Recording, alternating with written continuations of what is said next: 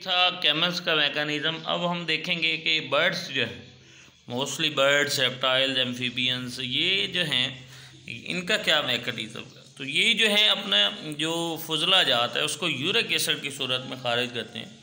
अब uric acid की कहानी आप जानते ही हैं, अमोनिया, यूरिया और यूरिक एसिड के बारे में, कि यूरिक एसिड जो है वो बहुत कम वाटर उसे चाहिए होता है। 1 ग्राम ऑफ नाइट्रोजन को रिमूव करने के लिए ओनली 1 ml रिक्वायर्ड होता है, जबकि उधर अमोनिया को देखें तो वो 500 ml चाहिए होता है।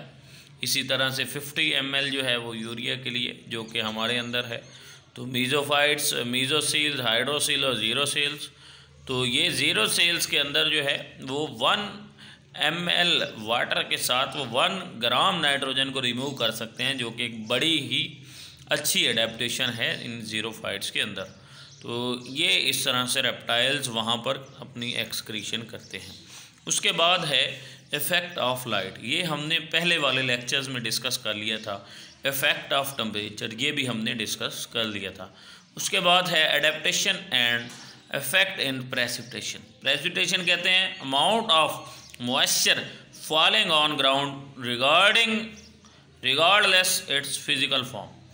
तो वो कहता है कि जो ग्राउंड है, जो ज़मीन है, इसके ऊपर जब कोई बारिश गिरती है तो बग़ैर इसके फॉर्म के, यानी कि वो स्नो है, हिल्स हैं या कोई भी चीज़ है, उसको नोट नहीं करना। बस ये देखना है कि नीचे पानी गिरा है, चाहे वो स्नो की फॉर्म में, चाहे वो हिल की फॉर्म में, ड्रिजलिंग है, रेनिंग है, तो उन सब को हम कहेंगे प्रेसिपिटेशन। अब इसमें ड्रिजलिंग कहते हैं ड्रॉप बाय ड्रॉप, आहिस्ता से अगर बूंदाबांदी हो तो प्लांट्स और सॉइल के लिए बड़ी फ़ायदेमंद है, लेकिन ज़्यादा तेज़ी से होगी, हैवी रेन होगी तो वो नुकसानदेह। तो हम कह सकते हैं कि gentle rain is beneficial for the plants and animal as well as. As बाद स्लीट एंड हेल्स किसे कहते हैं? आइस की सूरत में अगर प्रेसिपिटेशन हो तो उसे स्लीट एंड हेल्स कहते हैं। स्लीट कहते हैं स्मॉल आइस, छोटे छोटे टुकड़ों की सूरत में अगर हो, और अगर बड़े ओले पड़ें तो उसे कहते हैं हेल्स। ये दोनों ही डिज़ास्टर्स होते हैं प्लांट्स के लिए भी और एनिमल्स के लिए। लाजमी बात है जी, एनिमल्स के ऊपर जब बड़े बड़े हेल्स पड़ेंगे तो कहीं ना कहीं कोई डैमेज तो होगा, या तो उनके रिहाइशगाह जो है, या फिर खुद उनके ऊपर भी गिर सकते हैं। तो किसी न किसी तरीके से वो डायरेक्ट या इनडायरेक्ट एनिमल को इफ़ेक्ट करते हैं और प्लांट को डायरेक्ट इफ़ेक्ट करते हैं, क्योंकि वो टूट जाती हैं, ब्रांचेस, ट्विग्स वगैरह उनकी जो है वो डिस्टर्ब हो जाती हैं। प्रेसिपिटेशन जो है वो 3 तरह से फ़ायदेमंद है।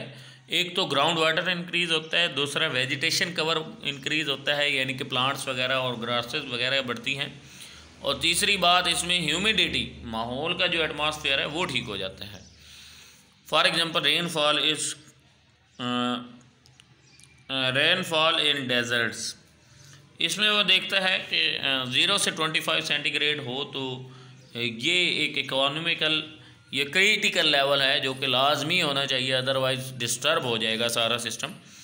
25 से 50 सेंटीमीटर हो जाए तो फिर वो ग्रास लैंड के लिए बेनिफिशियल है। 50 से 70 सेंटीमीटर हो जाए तो सवाना और प्रेरीज विदाउट वुडी ट्रीज़, जिन्हें हम कहा जाता है, छोटे छोटे पौधे जो हैं वो इसमें आसानी से ग्रो कर सकते हैं। उसके बाद आ गया 75 to 125, तो इसमें कोनिफरस फॉरेस्ट की बात कर सकते हैं कि वो सर्वाइव कर सकते हैं, और उसके बाद ओवर 120 एवरग्रीन फॉरेस्ट इसमें क्रिएट होते हैं। तो ये था आज का लेक्चर, बाकी इंशाल्लाह कल देखेंगे। अल्लाह हाफिज़।